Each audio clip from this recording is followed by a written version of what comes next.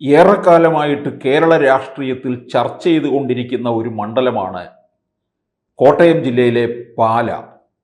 അതുപോലെ രാഷ്ട്രീയ പാർട്ടിയാണ് കേരള കോൺഗ്രസ്. ചർച്ച ചെയ്യാൻ തുടങ്ങിയിട്ട് ഏതാണ്ട് ഒരു വർഷത്തിന് മുകളിലായി. കാരണം നിരന്തരമായിട്ട് LDFന് പതനം സംഭവിച്ചുകൊണ്ടിരിക്കുമ്പോൾ 2021 അങ്ങോട്ടേക്ക് ചേക്കേറിയ ജോസ് കെ മാണി വിഭാഗം LDF വിട്ട് UDFിലേക്ക് വരും. തദ്ദേശ തെരഞ്ഞെടുപ്പ് കഴിയുമ്പോൾ അതിൻ്റെ ചിത്രം പൂർണ്ണമാകും എന്നാണ് ചർച്ച ചെയ്തുകൊണ്ടിരുന്നത്. തദ്ദേശ തെരഞ്ഞെടുപ്പ് വന്നപ്പോൾ ഫലം LDFന് കനത്ത തിരിച്ചടി ഉണ്ടാക്കുകയും UDFന് വിജയക്കൊടി പാറിക്കുകയും ചെയ്യുന്ന അവസ്ഥയിൽ എത്തിച്ചേർന്നപ്പോൾ സ്വാഭാവികമായിട്ടും ജോസ് കെ മാണിയുടെ ഉള്ളിലെ ആഗ്രഹത്തിന് ഒന്നുകൂടെ ആക്കം കൂടുകയാണ് ചെയ്തിട്ടുള്ളത്. പലതരത്തിലുള്ള പിന്നാമ്പുറ ചർച്ചകളൊക്കെ നടക്കുകയും ചെയ്തു. സഭയും ജോസ് കെ മാണിയുടെ മേൽ സമ്മർദ്ദം ചെലുത്തുകയും ഉണ്ടായി. പക്ഷേ ജോസ് കെ മാണിക്ക് LDFിൽ നിന്ന് ചാടാൻ കഴിയാത്ത തരത്തില് അതിനകത്ത് കുരുക്കിട്ടിരിക്കുകയാണ് ചെയ്യുന്നത്. റോഷി അഗസ്റ്റിൻ മാത്രം മന്ത്രിയായി. റോഷി അഗസ്റ്റിൻ പാർട്ടിക്ക് മുകളിലേക്ക് കൂടി അങ്ങ് വളർന്നു കയറിക്കൊണ്ടിരിക്കുകയാണ്. പിണറായി വിജയന്റെ ഗുഡ് ബുക്കിൽ പെടുന്ന ആളാണ് റോഷി അഗസ്റ്റിൻ.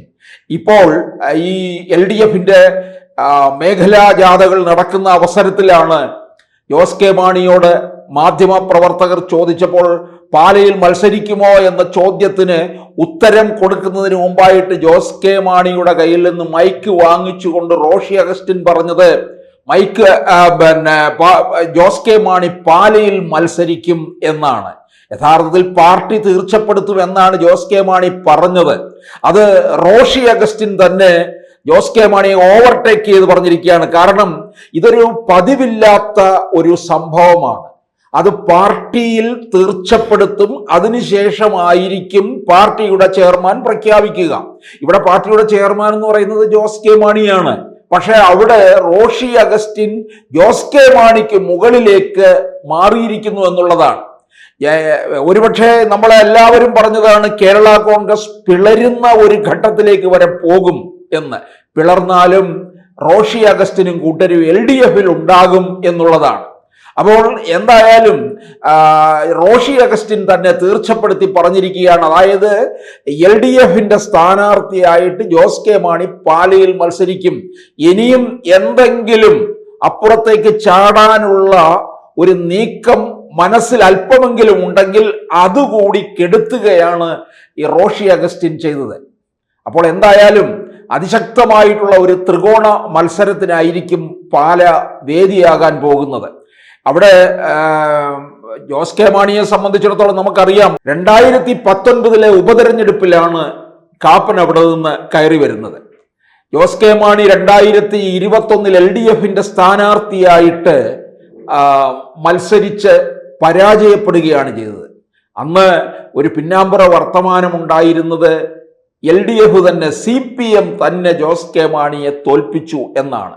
അതിനുള്ള സാധ്യത ഏറെയാണ്. കാരണം ജോസ് കെ മാണി വിജയിച്ചു വന്നു കഴിഞ്ഞാൽ ബാർഗെയിൻ ചെയ്യും എന്ന് കൃത്യമായിട്ട് പിണറായി വിജയൻ അറിയാം. എന്തിന്? ധനമന്ത്രി സ്ഥാനം പോലും ചോദിക്കും.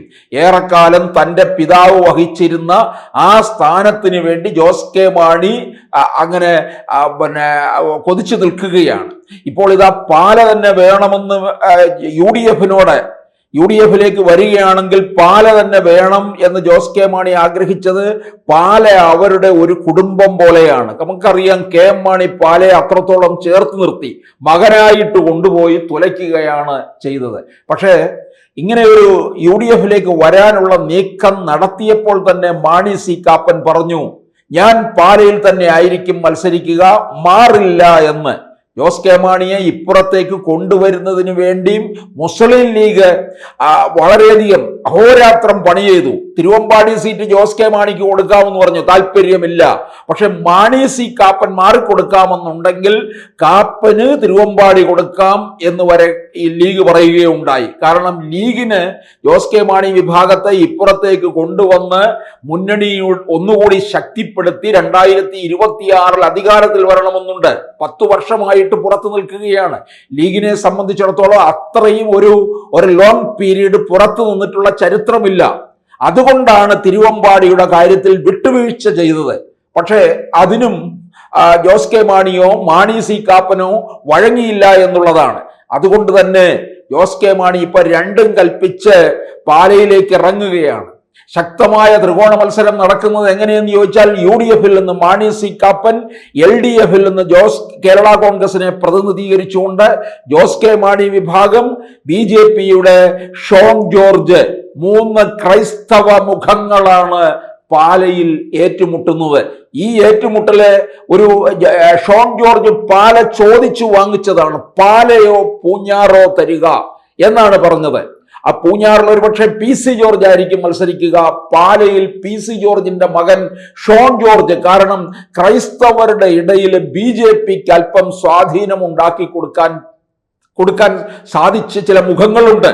ഷോൺ ജോർജും അനൂപ് ആന്റണിയും ജോർജ് കുര്യനും, ഇങ്ങനെ നീളുകയാണ് ആ പട്ടിക. അപ്പോൾ ഷോൺ ജോർജിനെ നിർത്തുക എന്നുള്ളതാണ്.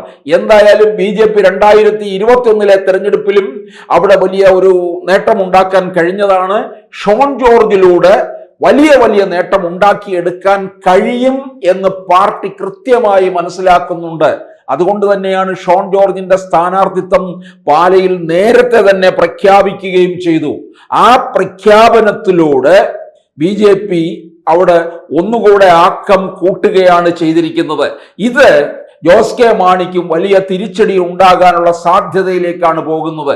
UDF അവകാശപ്പെടുന്നുണ്ട് മാണി സി കാപ്പൻ മണ്ഡലത്തിൽ പലതരത്തിലുള്ള നേട്ടവും ഉണ്ടാക്കിയിട്ടുണ്ട് എന്ന്. അത് മാണി സി കാപ്പനും അവകാശപ്പെടുന്നുണ്ട്. അതുകൊണ്ട് തന്നെയാണ് കാപ്പൻ 2026 ഈ മണ്ഡലം വിട്ടു പോകില്ല എന്ന് തീർച്ചപ്പെടുത്തുന്നത്. അങ്ങനെ കേരള കോൺഗ്രസ് ജോസ് കെ മാണി വിഭാഗം സ്വന്തമാക്കി വെച്ചിരുന്ന ഇടമാണ് മാണി സി കാപ്പൻ പിടിച്ചെടുത്തത്.